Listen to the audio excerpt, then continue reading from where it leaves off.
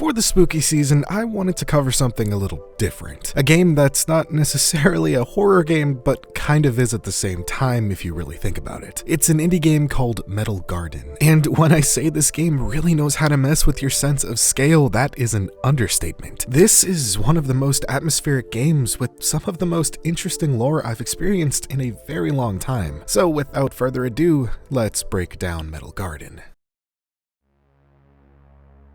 Entombed in a vast megastructure, countless civilizations live through their long ages. Though they have attempted every method, the walls and ceiling of the structure remain unbreached. The path outside has never been found. In the structure's overgrown far reaches, many nomads wander, living off the remnants of battles fought along the countless warring states and corporations. Our story begins as we sit outside of our old defunct mech, smoking a cigarette. It's beyond repair, either through damage sustained or just overuse. We are a nomad, and by the looks of this mech, it's been our home for some time. But as is our nature, we must wander. Taking our pistol and thrust boots, we move beyond the mech into the neighboring valley, where we are instantly attacked by mercs. Dispatching them, we stumble upon a camp of slaughtered soldiers. Interestingly, these soldiers aren't human.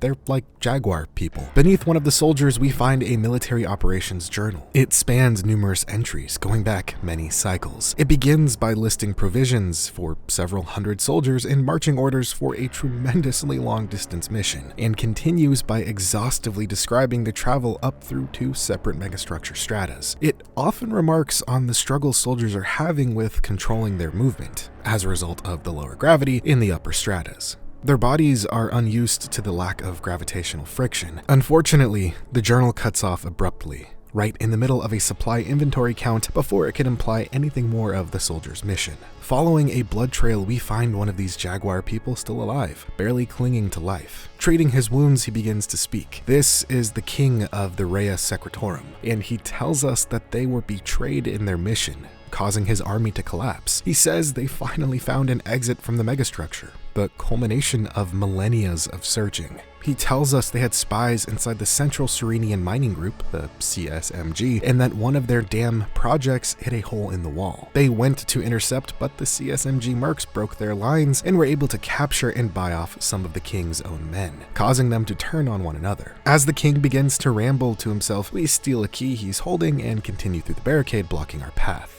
Moving along a broken highway, we overhear some mercs talking about rigging up some explosives. Taking them out, we find a collection of old magazines and newspapers, all of which are many cycles old. The newest issue we can find frontlines a retrospective of the anniversary of the CSMG gaining majority control in the running of this strata. The article tells how many people of the strata, as well as most of the CSMG's workforce and leadership, suffer from extremely high UV-sensitive bodies. The same ceiling lights that warm the flesh of other species torch the bodies of those here. The CSMG gained control of the strata on popular support after they promised to dim the strata's ceiling lights as their most important policy. As a result, this layer is unique in that it holds permanent mid-tone conditions. Entering the structure the mercs are guarding, we take out a handful of Rhea Secretorum turncoats and discover just how deep this facility goes. We move through the structure, finding what looks to be some fragments of ancient ruins, and exit with a new sniper in hand. Passing by a sea lion looking thing, we fight off more mercs and enter a new structure that seems to be an old highway. Here we can find a personal device in the back of this car that reads, Diary of Arisa Reed, Junior CSMG Drill Specialist, entry for Cycle 12 of Trist 713. It's common knowledge in the field that the CSMG built their vast architectural projects over the stratiform ruins of the old states and kingdoms. This isn't the first drill site like this I've been to, and yet I was still unprepared for the real thing. Me and the other crew keep uncovering plates and markings, mentions of cities and countries we no longer have record of, and I have to wonder, deep down below, who knows what else they found. Exploring the ground of this area, we find a hole covered in some leaves and find ourselves in more ancient ruins. Another portable device can be found here that reads, Unmistakably marked by their distinctive pictographic script, these ruins must belong to the Velomir people. The most famous story we know of them say that long ago they tried to build a tower to reach the very ceiling of the world. They failed, of course, and now their greatest relic lies buried underground as deep beneath layers of sediment as one can reach. Before we exit, we can hop across these cogs and break some dirt to open up an elevator that will grant us access to some kind of armory. As we make our way up out of this structure, we find massive CSMG mining drills carving out a massive canyon. Doing a few jumping puzzles, we make our way across the gap and find a dead merc. He appears to have something called an external brain implant used to store select memories. We are able to connect to it despite the obvious risks. Most data is corrupted, but one memory remains mostly intact. We experience a scene through the eyes of this dead merc. High-ranking executives from the CSMG argue in a shadowy industrial hall. They discuss destroying a major scientific breakthrough because it threatens their power and profit. They plan to cover it up by blaming an engineer for structural failure. Before anything else gets said, the memory then begins to collapse as corruption spreads. We disconnect, suffering minor neural damage, and confirm the rest of the implant's memories are completely unstable. Passing by some windmills, we discover a secret passage through a mountain that takes us up to an overlook of a massive CSMG dam. Climbing through a cave system, we stumble across another camp where we can find a traditional rolled-up paper contract ledger. It details a pact made between a dissatisfied splinter faction of the Rhea Secretorum and military officers of the CSMG. Rhea Secretorum is to give military support and act as a helping hand in CSMG plans to bomb the area and hide its truth. In exchange, they would be afforded provisions as well as either citizenship or safe passage back to the lower stratas. However, one line in particular jumps out to us as it reads, "No heavenly fields await us beyond the structure, and no god to fill our empty stomachs." Taking the armory key and moving along, we take out more mercs and Rhea Secretorum turncoats, find another key, and approach the dam. Using the two keys, we access the armory and gear up right before we're ambushed by a handful of mercs. Taking them out, we move on toward what looks to be some kind of bunker entrance and are able to find another discarded portable device that explains how head researcher Lucien Arvegan writes to Minister Holden Istve, explaining that while the megastructure's outer walls have always seemed impenetrable, their teams have likely discovered a maintenance or ventilation tunnel, the first potential opening ever found. Arvegan notes that according to thermodynamics, no structure can be completely sealed, so this discovery aligns with scientific logic. In a private aside, he also mentions that UV light levels beyond the outer structure are unusually low, which he is excited about because it could resolve their main environmental or energy concerns. Attempting to enter the bunker, we are stopped by a mech. Using everything we have, we are able to bring the machine down and enter the bunker. Below us, we see an endless expanse of nothing. We platform across massive gaps and enter a dilapidated machine that we are able to reactivate. In doing so, a computer terminal turns on, saying that the system has been running for 27,342,549,243 hours and has exceeded the legal/safety limits set for an AI operation. It then warns that maintenance or replacement is required to ensure safety. We continue deeper into this odd structure, finding a tram with discarded equipment before we find ourselves outside once more. Yet above us, we can't see the roof of the megastructure. It looks like we're finally outside, but it's hard to tell as gray hangs above and clouds hang below. Yet what catches the eye the most is the sphere of rumbling storms outside in the distance. Finding a nearby computer terminal, it reads, "Access data records. Megastructure designation, H5 artificentric 7R16. Structure type, counterweight world. Description: a counterweight world is a type of physically smaller, although much heavier megastructure built within a far larger one. Counterweight worlds were created with the purpose of gravitationally binding orbits of planets and other celestial bodies that would find themselves in the way of the outer structure's expansion. Having been created before most of the nearby outer structure, they would restrain and prevent the intruding celestial body from striking its walls or ceiling, thus ensuring the structure's future stability. They were most often built in the very earliest stages of construction, especially in what we now regard as the former inner solar system. Additionally, like with many other utilitarian yet crucial complexes, a large maintenance team would remain inside these structures. They were known to seed, often having their origins tracing back to well-patterned gene pools. Their biological parameters were usually chosen to best assist in specific tasks of the structure's future preservation.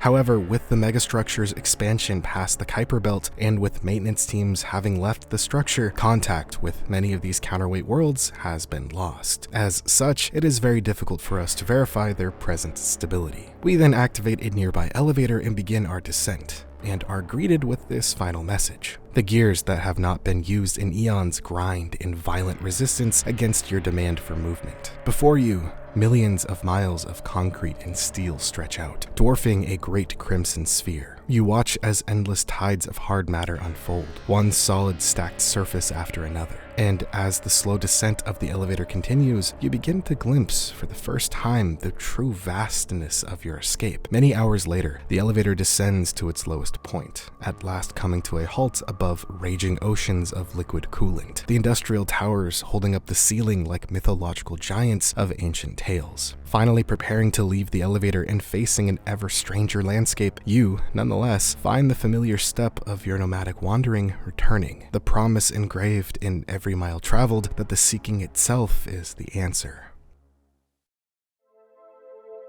Okay, so Metal Garden is a very dense, layered piece of sci-fi world building that seems kind of vague at first, but actually does make sense once you start to unpack what's really going on structurally and thematically. So let's break it down step by step. The core premise of the game takes place inside a colossal megastructure, essentially a Matryoshka doll of civilizations. Countless societies have lived and died within it, and no one has ever reached the quote-unquote outside. Over time, people stopped believing escape was even possible. But you, us, we are a wandering nomad. We stumbled into what might be the first real lead toward that exit. Basically, the CSMG found a maintenance tunnel or a ventilation shaft and were attempting to leave the megastructure when the Rhea Secretorum attempted to intercept them. A battle ensued with the CSMG winning and basically dissolving the Rhea Secretorum into their own ranks. The CSMG then accessed these tunnels and quickly realized they needed to seal the exit, specifically because if people started leaving the structure, everything the CSMG has built would have no relevance and their value would plummet. Despite conditions worsening for their people, which seems to be starvation and crop failure, the CSMG minister plans to blow up one of their dams, lying about how it broke under the pressure and decided to blame it on one of the engineers to cover it up.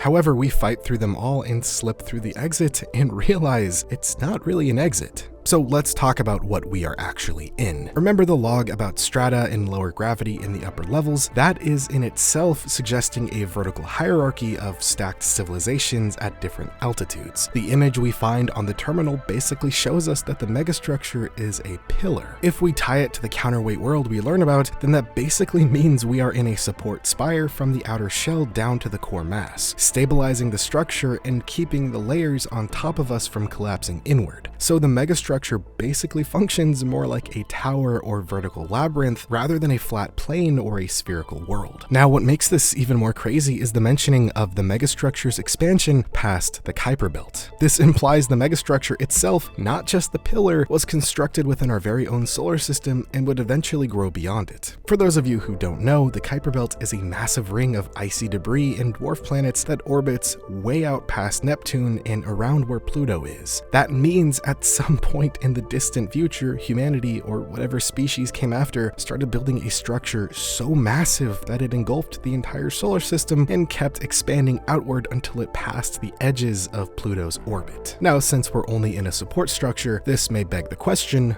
what is the actual structure? I think this is probably a Dyson sphere-like construct. And to briefly explain what a Dyson sphere is, it is a hypothetical megastructure that completely or partially surrounds a star to capture most or all of its energy output. A hypothetical way I imagine this megastructure to be formed would be like two half spheres connected by these pillars, each with an orbiting counterweight world. Now, these spheres above and below might have their own societies and whatnot, but at this point we really have no idea based on the information given. What's even more shocking is that the mentioning of maintenance teams remaining inside these structures, implying that the people we meet are not incidental tribes, but descendants of purpose-bred maintenance communities entrusted with the counterweight's upkeep. Yet expansion in time caused abandonment, resulting in communication links to be broken and these places to become isolated relics. And when I say time time, we can actually get a rough estimate of how long it's been. Nearing the exit, we find a glitch in computer terminal that tells us it's been running for 27,342,549,243 hours, and doing some quick maths, that roughly equates to 3.12 million years. So over the course of millions of years, this megastructure has encapsulated our solar system. So the ending, when we finally reach what seems to be the outer edge of the megastructure, we realize that we were never on the surface. We were inside a support structure for something really beyond our comprehension. The line, "the true vastness of your escape," implies that we left one world only to find another. When the narration ends with the promise engraved in every mile traveled that the seeking itself is the answer, is telling us that escape is more so philosophical and not literal, but meaning comes from the exploration, persistence, and self-definition. So it's not really about breaking free out of the megastructure, it's about confronting the existential truth that there may be no outside to escape to. In the very beginning of this video, I described this game as like kind of a horror game, but kind of not. But as you see, there weren't any jump scares or anything you'd typically see in a horror game. But this very much is a terrifying game because it plays on one of my favorite tropes in the genre, which is the fear of the unknown. Think about it like this. If this truly is a megastructure that encapsulates the entire solar system, just try to imagine how large that is. If you need help, consider the distance from Earth to Pluto, which averages out to be around 5.9 billion kilometers. If one were to attempt walking this distance at a typical pace of 5 kilometers per hour, it would take roughly 135,000 years to reach Pluto. Even if someone could sustain a brisk running pace of 10 kilometers per hour without stopping, the journey would still require over 67,000 years. So if the megastructure covers our entire solar system, then there really is no escape. It is so unimaginably large that it's literally incomprehensible, and it has been so long that the creators have likely disappeared, meaning that we don't know why this was built, and any reason was likely lost to time. And that's terrifying, which kind of brings us back to the philosophical core of the game, the idea that escape itself may be meaningless. The megastructure isn't a prison, it's almost like a mirror. It forces us to confront the scale of existence, the futility of legacy, and the fragility of, I guess, human understanding. The only thing that remains certain is the act of seeking, of curiosity, of persistence, and of courage to explore the unknown, even when the universe offers no answers. So yeah, Metal Garden might not terrify you with monsters jumping out of vents, but it terrifies you with the scope of its reality, the enormity of the construct, the millions of years that have passed, the civilizations lost, and the impossibility of ever leaving. That's the horror. It's the kind of fear that lingers long after you stopped playing. The fear of a universe so vast, so meticulously constructed that we are just ants wandering its endless halls.